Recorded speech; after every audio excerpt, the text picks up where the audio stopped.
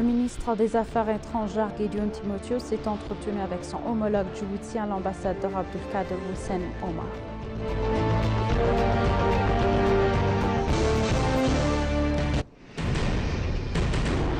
La ministre de la Défense Aïcha Mohamed a affirmé que l'Éthiopie continuerait de renforcer son rôle de longue date dans le maintien de la paix.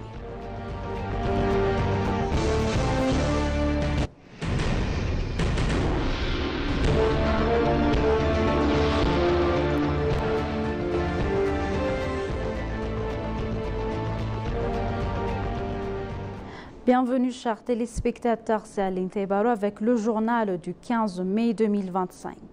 Le ministre des Affaires étrangères Gideon Timotheou s'est entretenu avec le ministre des Affaires étrangères de la coopération internationale de Djibouti, l'ambassadeur Abdelkader Houssen Omar. Les deux ministres ont échangé des points de vue sur des questions bilatérales et régionales visant à consolider davantage les liens entre les deux pays. Le ministre Gideon a noté que la visite de l'ambassadeur Abdelkader Houssen Omar en Éthiopie, son premier voyage officiel à l'étranger depuis qu'il a pris ses fonctions de ministre des Affaires étrangères de Djibouti, souligne l'importance que les deux pays accordent à leurs relations bilatérales.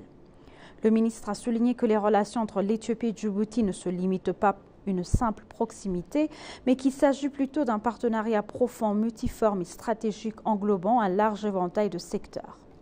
Pour sa part, le ministre djiboutien des Affaires étrangères Abdelkader Houssen Omar a déclaré que les liens entre l'Éthiopie et Djibouti reposaient sur une base solide de culture, de langue, de religion, de commerce et d'économie partagée et a exprimé le désir de son pays d'approfondir ce partenariat. Les deux ministres ont également convenu de travailler ensemble pour renforcer l'IGAD.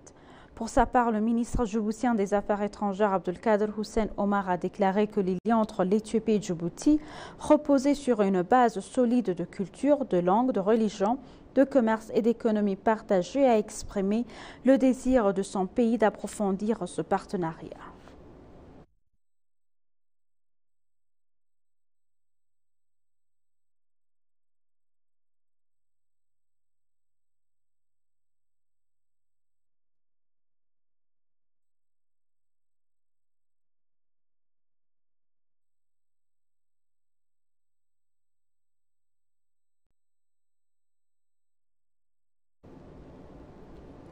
Lors de la réunion régionale de l'Afrique de l'Est du Comité africain des affaires d'information et de sécurité qui se tient sous le thème « Renforcer la sécurité régionale par la coopération en matière d'information », le directeur général du Service national de renseignement et de sécurité, l'ambassadeur Redouane Hussein, a donné un aperçu des discussions sur des menaces à la sécurité et les stratégies de défense dans la région et du processus global de la réunion.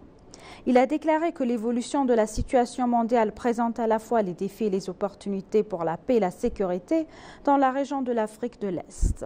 Il a déclaré qu'il est nécessaire de renforcer l'intelligence artificielle et les capacités cybernétiques, soulignant la nécessité d'utiliser la technologie moderne et des stratégies innovantes pour fournir un échange et une analyse d'informations avancées. Il a souligné que l'intégration des activités de sécurité et de sûreté et du développement joue un rôle important dans la réalisation d'une paix durable et qu'il est donc nécessaire de travailler avec détermination.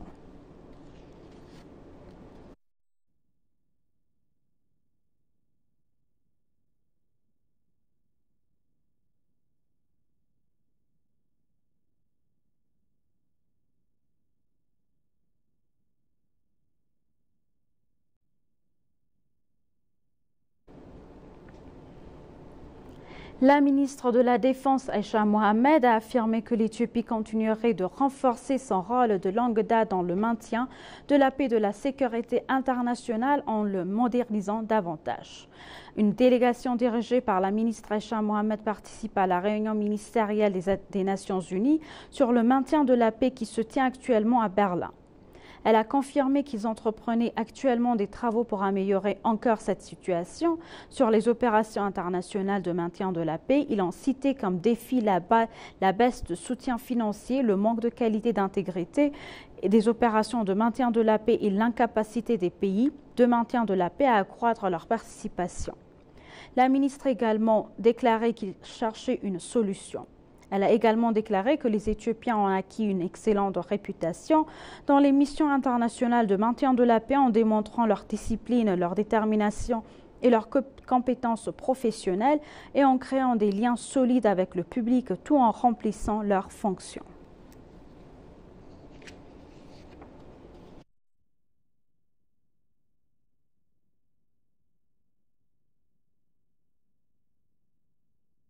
Économique pour l'Afrique a organisé à son siège d'Addis Abeba une célébration animée de la journée de la langue espagnole qui a mis en lumière l'importance mondiale et la richesse culturelle de la langue espagnole. L'événement a été suivi par une communauté diplomatique distinguée, y compris les ambassadeurs des pays d'Amérique latine et des Caraïbes, le doyen du groupe de l'Amérique latine et des Caraïbes. À l'occasion, les orateurs ont souligné que l'espagnol est parlé par plus de 500 millions de personnes dans le monde et qu'il sert de pont entre les continents et les cultures, y compris dans certaines parties de l'Afrique où la langue a une présence historique et contemporaine. La célébration a mis en évidence des liens linguistiques et culturels entre les nations hispanophones et l'Afrique, renforçant le rôle de la langue dans la promotion de l'unité et de la coopération. La journée de la langue espagnole est reconnue mondialement comme une célébration de l'une des langues les plus parlées et les plus influentes au monde, promouvant le multilinguisme et le dialogue interculturel.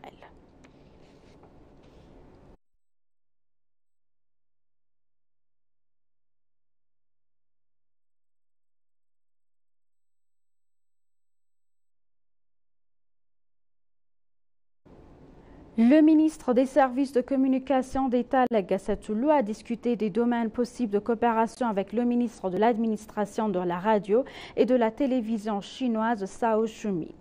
Le ministre d'État des Services de communication, Tesfa Ngobase, qui a fait une déclaration à ce sujet, a noté que les deux pays entretiennent des relations qui durent depuis de nombreuses années.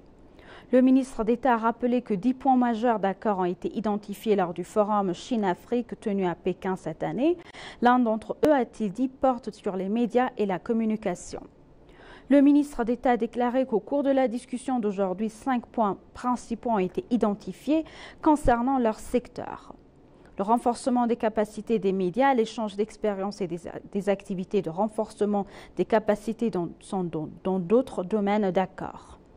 Il a également été indiqué qu'une orientation a été définie pour travailler ensemble afin de mettre en œuvre des questions qui ont été discutées et convenues.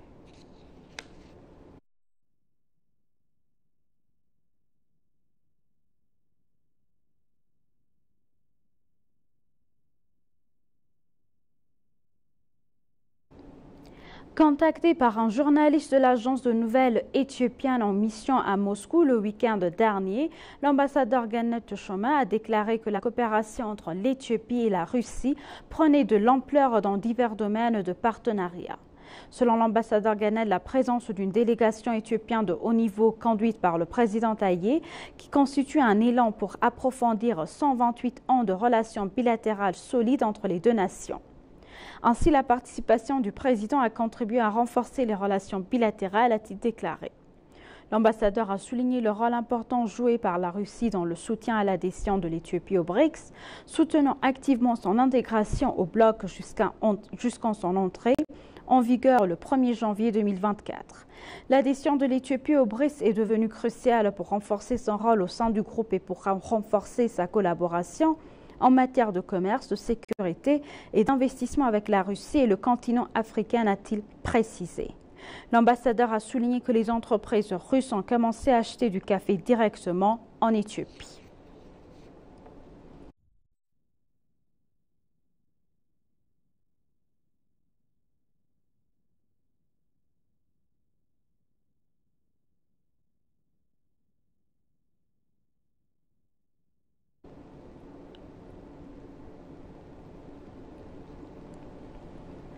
La session plénière annuelle du Saint-Synode de l'Église orthodoxe éthiopienne Toa-2 a commencé. Dans son message à l'ouverture de la conférence, sa sainteté Abuna Mathias a déclaré que les membres du Saint-Synode sont appelés à travailler davantage pour la paix, le développement et l'unité du pays, ainsi que dans le service social. Il a déclaré que nous devons assumer notre responsabilité en faisant un meilleur travail que jamais et en servant le peuple. Le patriarche a également déclaré que les membres du synode sont censés éduquer la communauté chrétienne en participant au service social. Il a souligné qu'il est important d'éduquer le public et de servir de modèle pour soutenir les efforts visant à apporter une paix et une unité durable en Éthiopie. Ils ont également transmis le message selon lequel tout le monde devrait travailler dur pour garantir que le parcours de développement et de progrès de l'Éthiopie soit un succès en résolvant les différends par le dialogue, a rapporté ENA. La session plénière du mai du Saint-Synode des prêtres devrait examiner la performance spirituelle, sociale et économique de l'Église et définir l'orientation de son travail futur.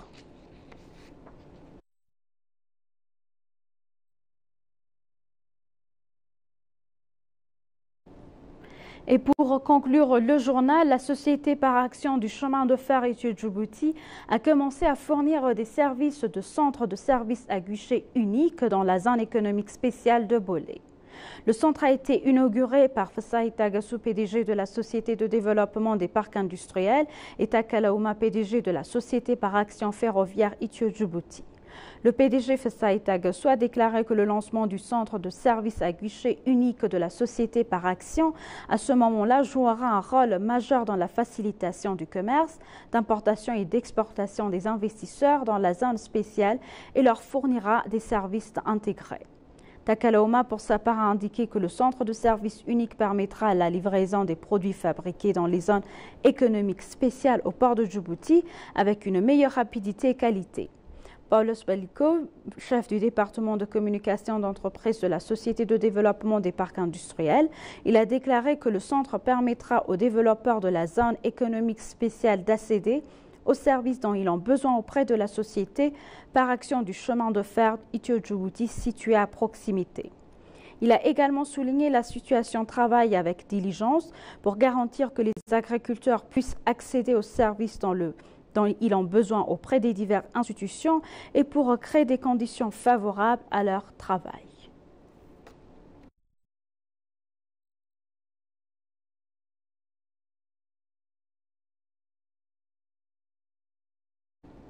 Chers téléspectateurs, nous vous rappelons les titres principaux. Le ministre des Affaires étrangères, Gideon Timotheo, s'est entretenu avec son homologue djiboutien, l'ambassadeur Abdelkader Hussein Omar.